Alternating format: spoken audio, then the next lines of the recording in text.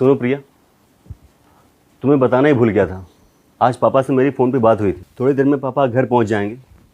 तुम प्लीज़ उनके लिए खाना बना देना, और हाँ, रूम भी सेट करवा देना, क्योंकि अब वो हमारे साथ परमानेंट रहने वाले हैं।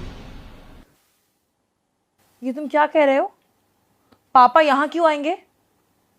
मुझसे किसी का काम नहीं होता। वो यहाँ नहीं रह सकते। उन्हें आज के आज यहाँ से जाने को कह देना। प्रिया, मैंने कहा ना, अब वो यहीं रहेंगे। ठीक है, तो या तो वो रहेंगे या फिर मैं। प्रिया प्लीज़ समझो ना, आखिर इस उम्र में पापा कहाँ जाएंगे? हमें तो उनका सहारा है। मुझे कुछ नहीं पता। मैं ये घर छोड़ के जा रही हूँ। जब तुम उन्हें वापस भेज दोगे तो मैं आ जाऊंगी।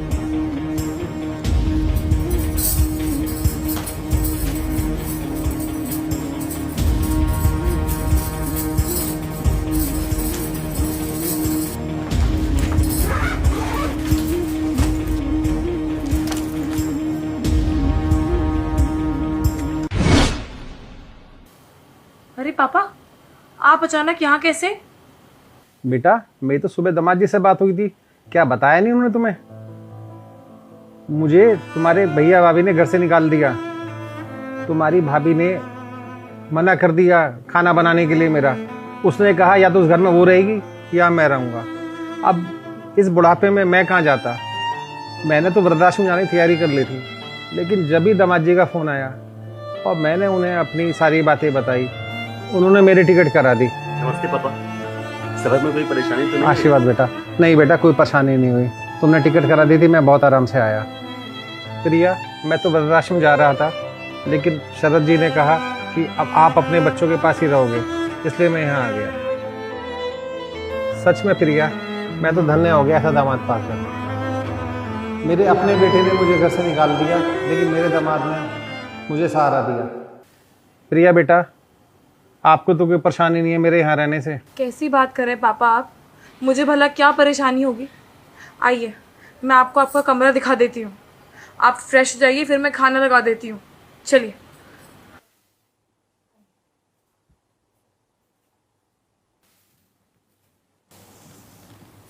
आई एम रियली सॉरी शरद। मुझे लगा कि तुम्हारे पापा आ रहे हैं, इसलिए मैंने उन्हें घर में आने से मना कर दिया।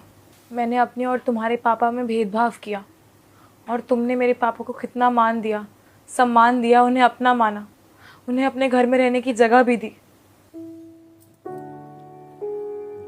प्रिया, ये सिर्फ तुम्हारी सोच नहीं, मोस्टली हर बहू ऐसा ही सोचती है कि ये मेरी नहीं, मेरे पति के माँ बाप हैं। पता नहीं ये बात लड़कियाँ क्यों भूल जाती हैं कि जैसे तुम्हारे माँ बाप ने तुम्हें पाला है, वैसे ही हमारे माँ बाप ने हमें पाल पोस कर बड़ा किया है। जब पेरेंट्स अपने बेटे की शादी करते हैं तो ये सोचते हैं कि उनकी बहू उनके सुख दुख में साथ देगी, उनका घर संभालेगी, रिश्तों की कदर करेगी। लेकिन तुम लोग माँ बाप को उसके बेटे से अलग कर देते हो, पर तुम भूल जाते हो कि तुम्हारे भी माँ बाप हैं, भाई भाभी हैं। अगर तुम्हारी भाभी तुम्हारे पेरेंट के साथ ऐसा करेगी तो तुम्हें कैसा लगेगा? इसलिए घर को जोड़ने का काम करना चाहिए, न कि तोड़ने का। रिश्ते हमारे अपने ही होते हैं, इसलिए उसे हमें ही संभालना होता है।